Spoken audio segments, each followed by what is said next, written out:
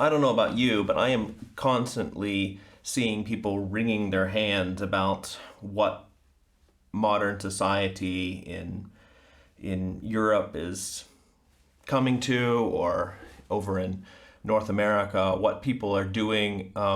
Most recently, it's been things about racism, about people despising other people, and then, in certain momentous acts, sort of committing acts of violence against them. But really, at the root of that is just sort of one people group, or even just one person despises another type of group, and we call it racism, or even in more sort of modest, light racism. Just I don't think that they're all that great. And then we have the social commentators, and they're not silent, who want to say, hey, what's going on? Why are we doing this? And perhaps the real response should be, well, of course.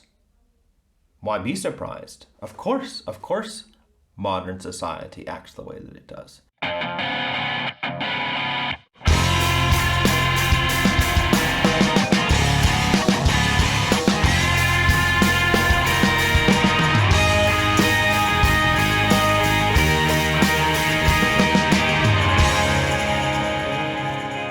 Well, welcome to the Sanctus Forum. I am Michael Stewart Robb, better known as Mike.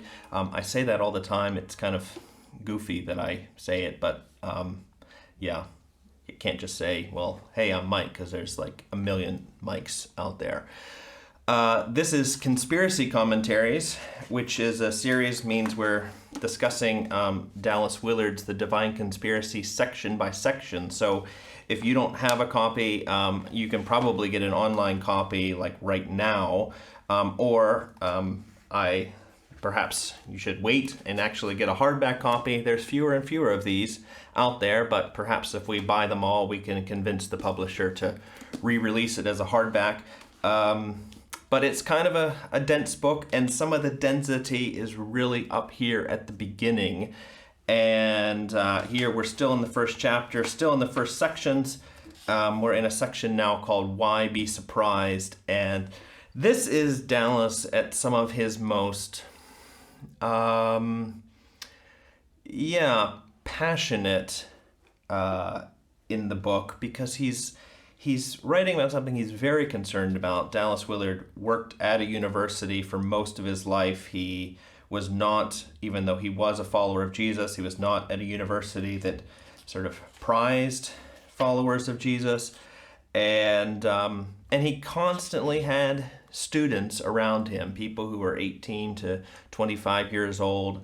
And so that's sort of the context you have to think of him in, and think of the older adults who are teaching these younger adults what to think and how to live.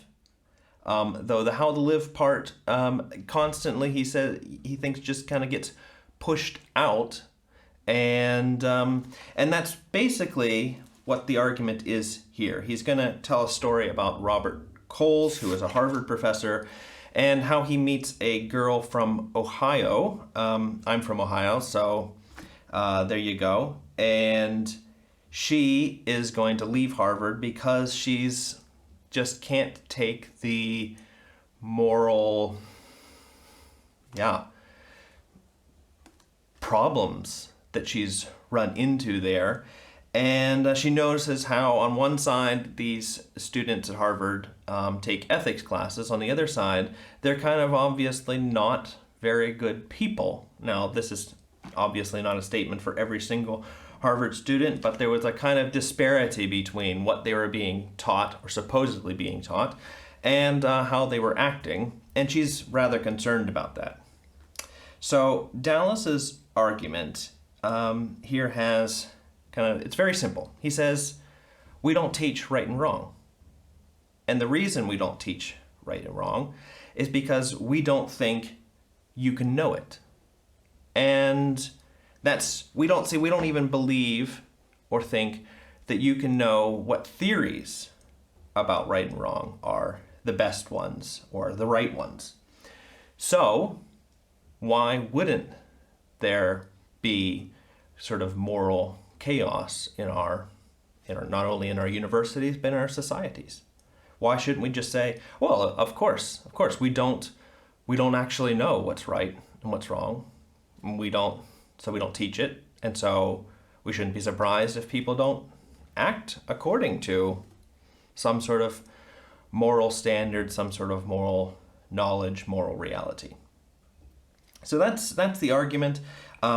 This time for me reading, I recognized here the footnote that he puts in, and this is one of the things that I recommend doing with Dallas, especially if you're kind of a thinker type person, is reading the footnotes. And here he throws in a bit more. He says, "We suffer from the intellectual dogma that in matters of what ought to be done, there is no knowledge one way or the other, only feelings and political pressures. It is psychologically and socially impossible to hold others or even ourselves responsible in such an intellectual context. We can only shout at them, which we do."